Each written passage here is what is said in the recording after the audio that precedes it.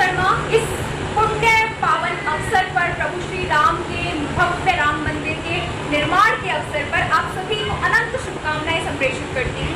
और जैसा कि आप सभी जानते हैं, कम से कम 500 वर्षों की कठिन तपस्या के बाद और इतने पुरुषार्थ के बाद, असंख्य बलिदानों के बाद भारत के 73वें स्वतंत्रता दिवस से 10 दिन पूर्व ही ये कल भारत की सांस्कृतिक स्वतंत्रता का दिन है, सांस्कृतिक गौरव का दिन है, जब भारत के जनमानस में व्याप्त प्रभु श्री राम को उनका खोया गौरव पुनः प्राप्त हो रहा है, जिसके विषय में उन्होंने स्वयं कहा था, जननी जन्मभूमिश्च स्वर्गादपि गरीयसी।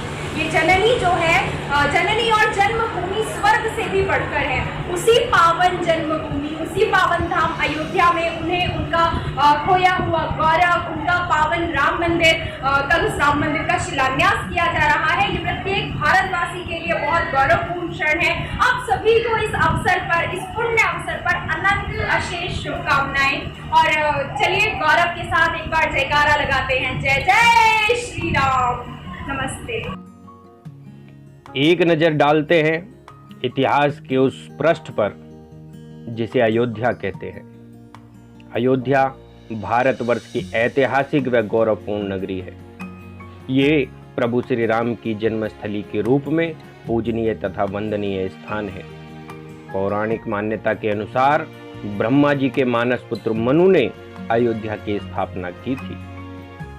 अयोध्या भारत के उत्तर प्रदेश राज्य का अत्यंत प्राचीन नगर है। यह पवित्र सरयू नदी के तट पर बसा है। अयोध्या का शाब्दिक अर्थ है जहां कभी युद्ध नहीं होता। अयोध्या को कौशल देश भी कहा जाता था।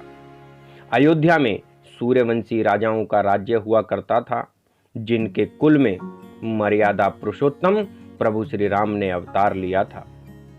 प्रभु श्री राम के वंशजों ने लंबे समय तक भारत भूमि को अपने कुशल राज्य प्रशासन से संपन्न, समृद्ध और सुरक्षित किया।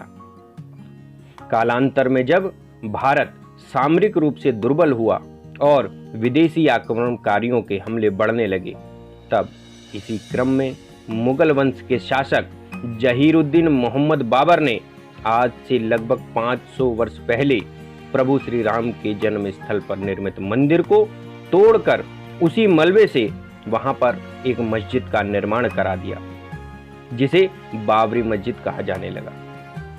यह बाबर द्वारा सनातन संस्कृति को नष्ट करने का एक कायराना प्रयास था, जिसमें वो सफल नहीं हो पाया, क्योंकि सनातन संस्कृति के संवाहक, धर्म ध्वजा के वाहक इस अन्याय, इस अनीति को लेकर न तब चुप बैठे थे, न बाद में। न जाने कितनी कुर्बानियां इस मंदिर के लिए देनी पड़ी। भारत में राम मंदिर की पुनर्स्थापना के लिए एक लंबी लड़ाई लड़ी गई, जो मुगल काल से चलती हुई अंग्रेजों के शासन काल को पार करती हुई स्वतंत्र भारत में अब तक चलती रही। श्री राम जन्मभूमि मंदिर की लड़ाई में एक महत्वपूर्ण मोड़ तब आया जब दिसंबर 1992 में कार सेवा की घोषणा हुई। भारतीय जनता पार्टी श्री लाल कृष्ण आडवाणी जी की रथ यात्रा ने मंदिर निर्माण के इस आंदोलन में नई जान फूंक दी। उस समय ही यह सुनिश्चित हो गया था कि देश में राम मंदिर के निर्माण को बड़ी से बड़ी शक्ति भी नहीं रोक सकती। उसके बाद वर्षों तक सर्वोच्च न्यायालय में राम जन्मभूमि पर राम मंदिर के निर्माण का यह मामला चलता रहा। अंततः जब देश को प्रधानमंत्री के रूप में श्री नरेंद्र मोदी जी का नेतृत्व प्राप्त हुआ, उस काल के दौरान न्यायालय द्वारा राम जन्मभूमि मंदिर के ऐतिहासिक फैसला आया। सर्वोच्च न्यायालय ने फैसला दिया कि बाबरी मस्जिद की खुदाई के दौरान उसकी बुनियाद में मंदिर की मूर्तियां और हिंदू देवी देवताओं के चित्र मिले हैं, जिससे यह साबित होता है कि बाबरी मस्जिद का निर्माण बाबर ने प्रभु श्री राम के मंदिर को तोड़कर उसी स्थान पर कराया था, ताकि भारतवर्ष की सनातन संस्कृति को नष्ट भ्रष्ट किया जा सके। चलिए, प्रतीक्षा के पल समाप्त हुए और अब श्री राम की पावन जन्मस्थली पर मंदिर निर्माण का समय आ पहुंचा है।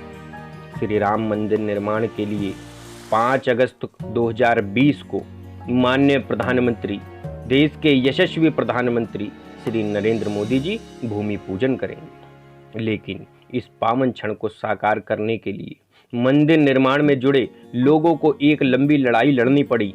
वर्षों तक अदालतों की खाक छानने के बाद श्री राम मंदिर निर्माण का पथ प्रशस्त हो सका है। भविष्य में कभी ऐसी परिस्थितियों का सामना न करना पड़े, इस बात को ध्यान में रखते हुए श्री राम जन्मभूमि तीर्थ क्षेत्र ट्रस्ट अब राम मंदिर निर्माण स्थल पर जमीन से लगभग 200 फीट नीचे एक ऐसी मान्यता है कि एक टाइम कैप्सूल रखेगा।